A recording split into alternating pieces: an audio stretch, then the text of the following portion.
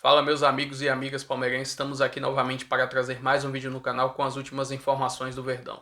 Foco agora é Campeonato Brasileiro. Estou trazendo um corte com as últimas informações dos preparativos do Palmeiras para o confronto contra o Botafogo neste domingo pelo Brasileirão. Se inscreva no canal, deixa seu like e vamos pro vídeo. Aí tem treinador novato, mas também tem Abel Ferreira para mais um Campeonato Brasileiro. Coutinho, talvez o último, né? O próprio Abel já disse que tem essa possibilidade de deixar o comando do Palmeiras depois do fim dessa temporada, 2025. Ele que foi campeão, em 2022, 2023, acabou no segundo lugar no ano passado, brigou pelo título com o Botafogo, teve a oportunidade, inclusive, dentro de casa, desse tricampeonato consecutivo, não conseguiu e vai para mais uma temporada de favoritismo. Acho que a gente concorda que o Palmeiras segue nessa prateleira, até porque se reforçou, mas talvez esses jogos decisivos no Campeonato Paulista liguem uma luz de alerta pelo futebol apresentado por esse Palmeiras do Abel, né? Com certeza, sim. Talvez a gente acredite no poder de recuperação, porque alguns dos títulos recentes do Palmeiras tiveram esse histórico, né? Nem sempre o time liderou de ponta a ponta, estava sempre ali nas primeiras posições, mas em algumas dessas edições o time conseguiu recuperações, né? A mais emblemática delas, a de 2023. É um período que não é bom do time do Palmeiras. O Palmeiras ele fez poucos jogos bons nessa temporada. Houve uma opção ali de mesclar jogadores do time titular, do time reserva ao longo de boa parte do Campeonato Paulista.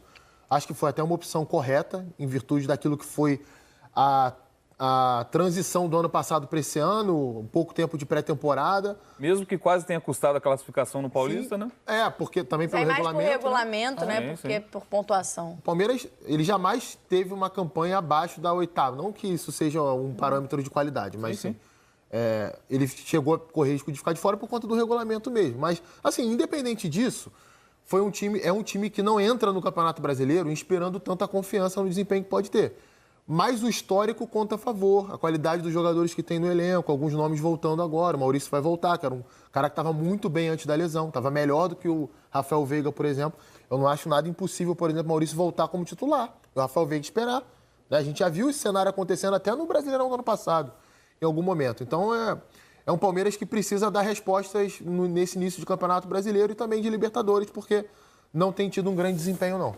E um Campeonato Brasileiro que já começa com Palmeiras e Botafogo, né? Na primeira rodada, a gente tem esse confronto que nos últimos anos, né, praticamente definiu o campeão brasileiro, né? Vários jogos O Losetti falou ontem aqui que já ainda tem isso. O Losetti ontem define disse aqui briga. no Tá Na Área que esse jogo pode definir o campeão. São 3 pontos valendo igual vale na última. Na 38ª rodada, se a diferença foi 2 pontos, 1 ponto, de repente, Nessa a gente vai olhar lógica para a primeira rodada. extremamente racional, ele tem razão. Não, eu falei, achei ousado. Eu falei, peraí, achei que criou uma pressão pro jogo da primeira rodada. Mas tudo bem, é o Palmeiras e Botafogo. Vamos botar no papo, então, nossas repórteres, setoristas. Minha xará Camila Alves está sempre aqui com as informações do Palmeiras e Jéssica Maldonado também com as informações do Botafogo. Já começamos falando do Palmeiras. Camila Alves, bem-vinda ao Tá Na Área. Boa noite para você. Agora para falar do lado do Palmeiras. Se o Botafogo tem tempo para trabalhar, o Palmeiras já vira a página dias depois dessa derrota na final do Campeonato Paulista. Tudo bem? Pois é, Bené, tudo bem? Uma boa noite para vocês, uma boa tarde, quase boa noite, né? E você estava falando nisso agora, enquanto a Jéssica estava falando, era exatamente nisso que eu estava pensando. Que se o Botafogo teve tempo aí para se preparar, faz um bom tempo, inclusive, que o Abel não tem um período tão longo assim à disposição, digamos, para treino, para recuperação. O maior tempo que houve recentemente, nesse histórico recente, é principalmente nesses períodos de data FIFA, que aí o Palmeiras consegue ficar ali cerca de 10, 12 dias para poder fazer um processo ali de preparação, mas ao mesmo tempo, como a gente chegou a falar aí ao longo da semana, termina perdendo ali 5 a 6 jogadores durante esse período de pausa. Então, no final das contas, nem termina sendo tanto uma preparação assim. Mas, bom, vai ser pouco tempo. Jogou a final do Campeonato Paulista na quinta-feira. Perdeu a final, Era a chance justamente do Abel Ferreira se isolar ali como o técnico mais campeão da história do Palmeiras. Ia conseguir, de repente, um inédito tetracampeonato na história do Palmeiras. Mas isso terminou não acontecendo. Empatou sem gols lá na Neoquímica Arena. O Veiga, inclusive, perdendo um pênalti.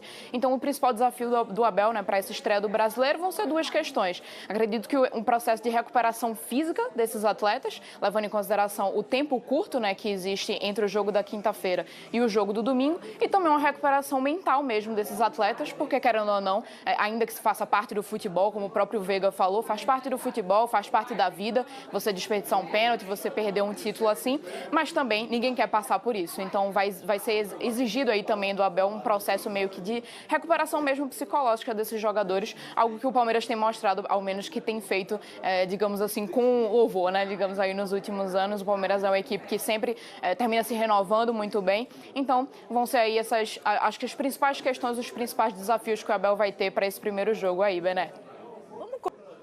Vamos dar uma olhada também nesse time ideal, digamos assim, do Palmeiras para o Campeonato Brasileiro 2025. Alguns nomes não estiveram presentes no jogo de ontem por conta de lesão, caso do Marcos Rocha e do Gustavo Gomes, que estão figurando nesse time que a gente coloca como o ideal do Abel Ferreira, mas vale lembrar que mudanças podem ser feitas e o Palmeiras tem elenco para isso. No gol, o Everton, o Murilo sendo companheiro do Gustavo Gomes em mais uma temporada, o Piquerez pela esquerda. No meio-campo, Emiliano Martínez, reforço de 2025, que ganhou essa vaga, que foi do Aníbal Moreno em 2024. Richard Rios, Rafael Veiga, e aí a dúvida em relação ao Maurício, que pode jogar junto com o Veiga também, até porque o Estevão, a gente sabe que vai até o Mundial de Clubes, não fica para essa reta final, esse segundo turno de Campeonato Brasileiro. Paulinho, Vitor Roque, esse é o time que a gente colocou como ideal, Camila, e a expectativa, né, pelo Paulinho, né? Paulinho que ainda não estreou, mas é um dos grandes reforços até do futebol brasileiro, né? Falando em valores, é a maior contratação envolvendo clubes do futebol brasileiro. E tem novidade sobre ele, tá? Hoje o Palmeiras se reapresentou, né? Logo depois da final, treinou no período da tarde, já que o jogo terminou bem tarde, né? Ontem, já de madrugada, que os jogadores estavam saindo lá da Neoquímica Arena. Mas hoje houve a reapresentação lá na academia de futebol. E aí o Paulinho, a boa notícia, né, para os torcedores, é que ele participou ali de um momento ali no treinamento com o grupo. Então ele treinou com bola, participou ali da primeira parte, depois ele foi fazer um trabalho ali em separado. Mas o ponto positivo é que ele avançou nesse processo de recuperação, então fica mais perto aí da gente conseguir ver o Paulinho estreando, né, pelo Palmeiras. Ele é um jogador que, como a gente sempre lembra, né, ele foi contratado já o Palmeiras sabendo que ele precisaria passar por um procedimento cirúrgico na tíbia da perna direita.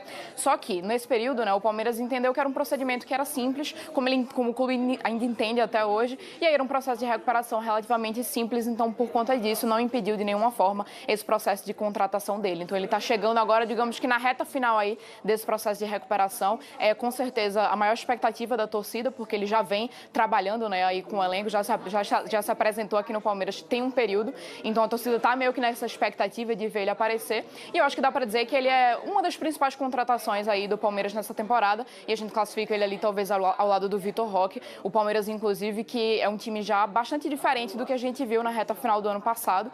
A diretoria, né, se propôs da virada de 2024 para 2025 a fazer uma espécie de reformulação, então alguns jogadores que faziam parte meio que daquela base, aquele pilar ali de renovações que vinham acontecendo nos últimos anos, deixaram o clube. Foi o caso do Rony, do Dudu, do Zé Rafael, eram jogadores que a gente já vinha vendo no elenco há muitos anos. Então esses jogadores saíram, outros chegaram. O Palmeiras fez 7 contratações para essa temporada, investiu quase R$500 milhão e trouxe nesse ano, né, cumpriu, digamos assim, com 3 principais pedidos do Abel Ferreira, que era a chegada de um centroavante, que foi no caso do Vitor Roque, a chegada de um jogador que atue pelas pontas, no caso do Facundo Torres, e até mesmo do próprio Paulinho, que pode desempenhar essa função, e a chegada de um zagueiro canhoto, que foi a chegada do Mikael, que inclusive já vem atuando como titular nesse time.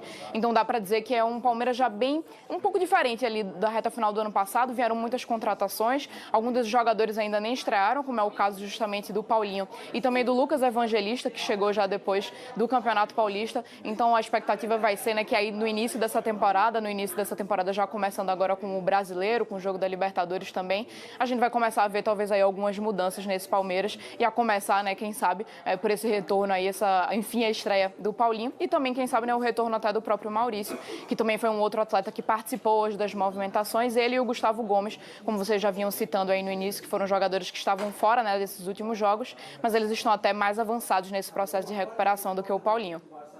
Camila Alves, Jéssica Maldonado, obrigada pela participação com a gente no Tá Na Área. Palmeiras e Botafogo, domingo, 4 da tarde, transmissão do Premier.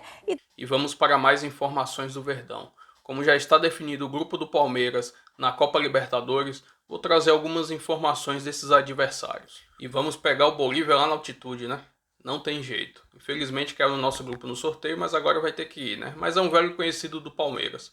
Na temporada de 2023, o Palmeiras enfrentou a equipe lá e perdeu até pelo placar de 3-1.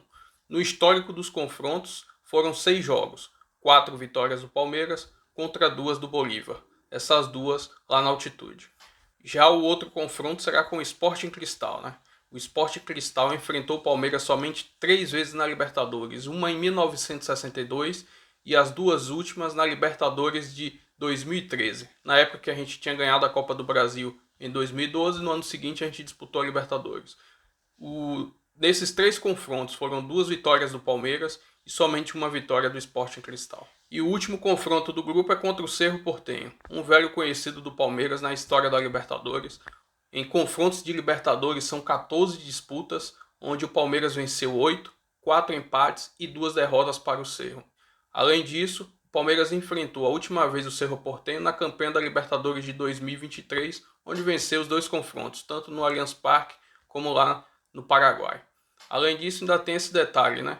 Esse envolvimento do caso Luigi, como vai ser o clima, tanto aqui no Brasil, como também quando o Palmeiras for visitar o Cerro Porteño lá no Paraguai. E aqui nessa imagem está a tabela, a ordem dos jogos do Palmeiras na Copa Libertadores. Estreia contra o Sporting Cristal lá no Peru, depois o Cerro Porteño no Allianz Parque, jogo contra o Bolívar lá na altitude, Cerro Porteño lá no Paraguai e os 2 últimos jogos da fase de grupos no Allianz Parque.